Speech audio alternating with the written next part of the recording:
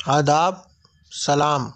मैं अकरम परवेज़, सदर शोबे उर्दू, हिंदू कॉलेज मुरादाबाद। उम्मीद करता हूँ कि तमाम तलबा व तालबात खैर व आफियत से होंगे।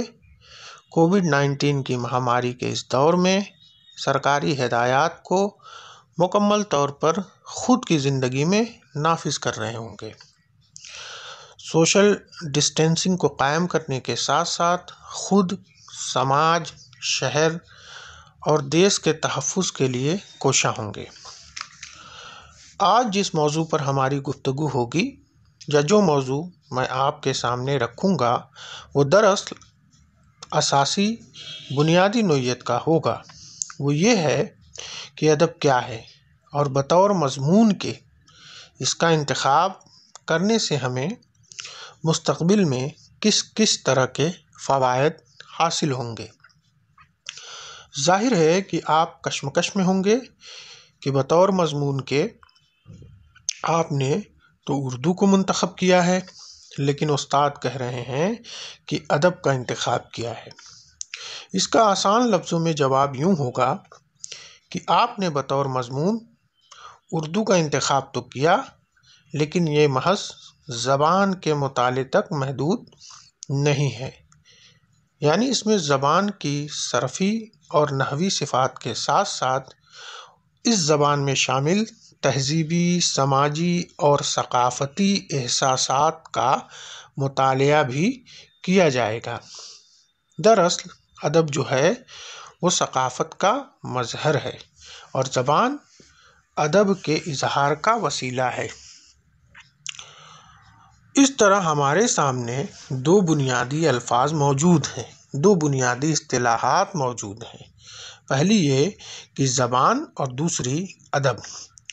अब हम पहले तसव्वुर या जिसे इस्तिलाह कह लीजिए को हल करने या समझने की कोशिश करते हैं। यानी ज़बान क्या है, उसकी तारीफ़ अगर हमें करनी है या अगर हमें किसी को ये समझाना है कि ज़बान किसे कहते हैं तो हम कैसे कहेंगे। ज़बान असलन और उसूलन इज़हार का वसीला है, यानी ज़बान ज़ाहिर करने का ज़रिया है। यहाँ सवाल है कि किस चीज़ को ज़ाहिर करने का।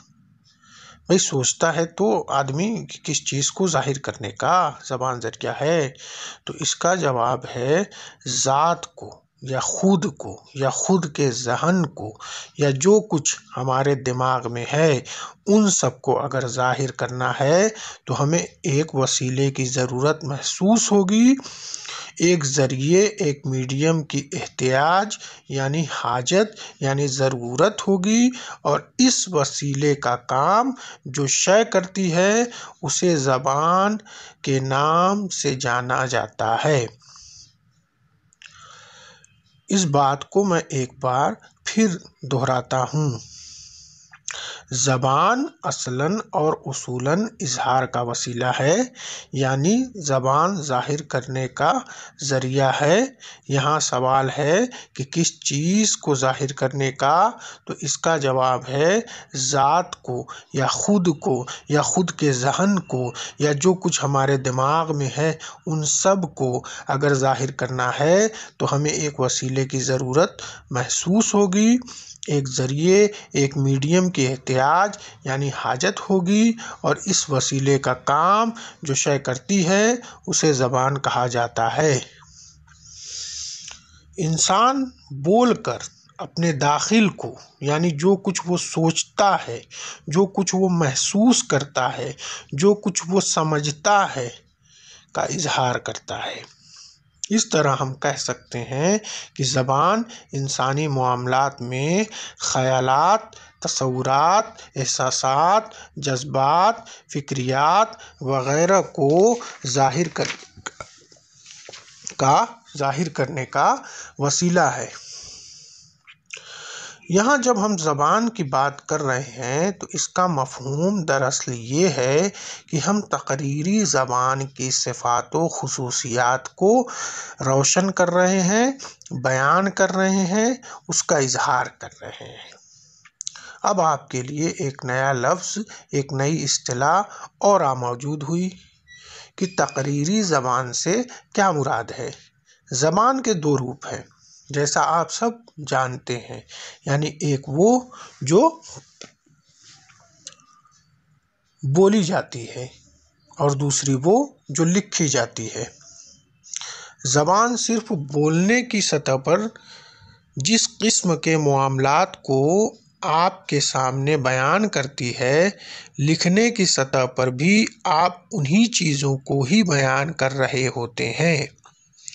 اب زبان کے حوالے سے ایک نیا تصور، ایک نئی اصطلاح اور آپ کے سامنے روشن ہونے والی ہے، جسے ہم رسم الخط یا رسم خط کہتے ہیں۔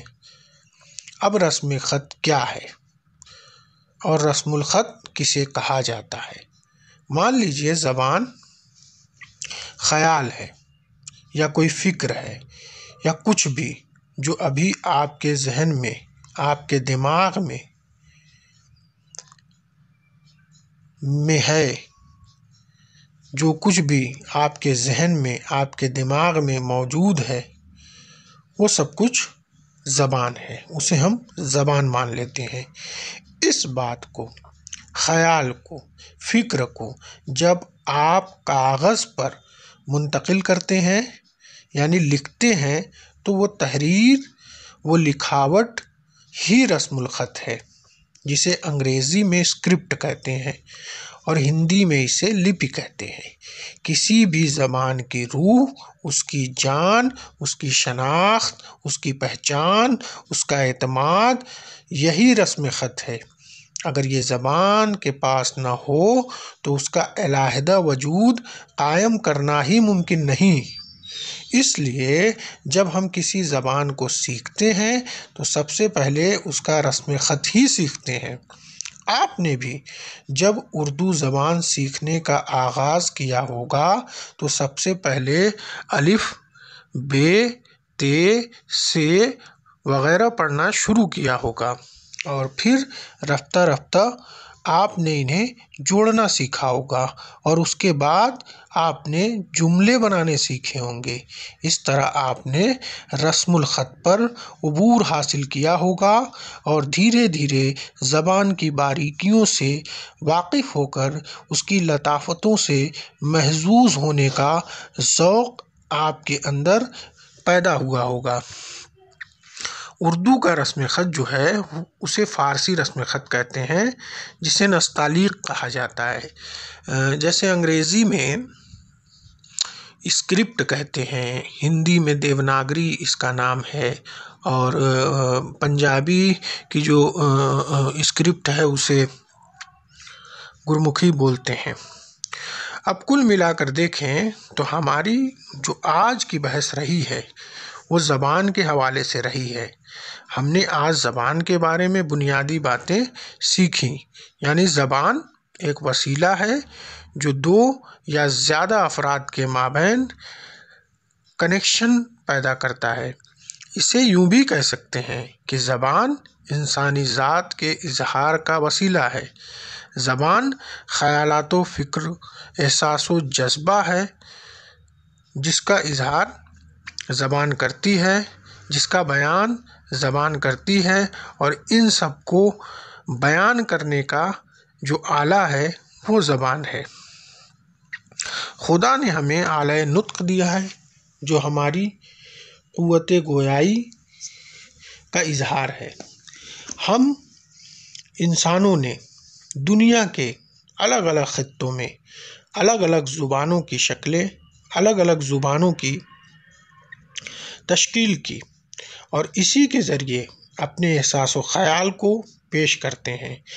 ایسا نہیں ہے کہ صرف انسانوں کے پاس ہی اپنے فکر و خیال اور احساس و جذبے کو بیان کرنے کا ذریعہ موجود ہے، بلکہ اس دنیا میں جتنے بھی جاندار پائے جاتے ہیں سب کے اندر اپنے ہم جنسوں کے ساتھ ساتھ رابطہ بنانے، کنیکٹ ہونے کا مادہ موجود ہے۔ شیر کی غراہٹ ہو، چڑیوں کی چہچہاہٹ ہو، گھوڑے کی ہنہناہٹ ہو، کتوں کا بھونکنا ہو، یہ سب ان سب کی زبانیں ہیں، مگر چونکہ انسان نے اتنی ترقی کرنے کے باوجود بھی انہیں ڈیکوڈ کرنے میں کامیابی حاصل نہیں کی ہے، اس لیے ہم اسے سمجھ نہیں پاتے۔ لیکن جیسے جیسے ہم ان کے قریب ہوتے ہیں، انہیں اپنے ساتھ رکھتے ہیں، ہم ان کے احساس کو بھی سمجھنے لگتے ہیں۔ یوں زبان جو ہے وہ رابطہ ہے، وسیلہ ہے، ذریعہ ہے، جو احساس کو احساس کے ساتھ، فکر کو فکر کے ساتھ، خیال کو خیال کے ساتھ جوڑتا ہے۔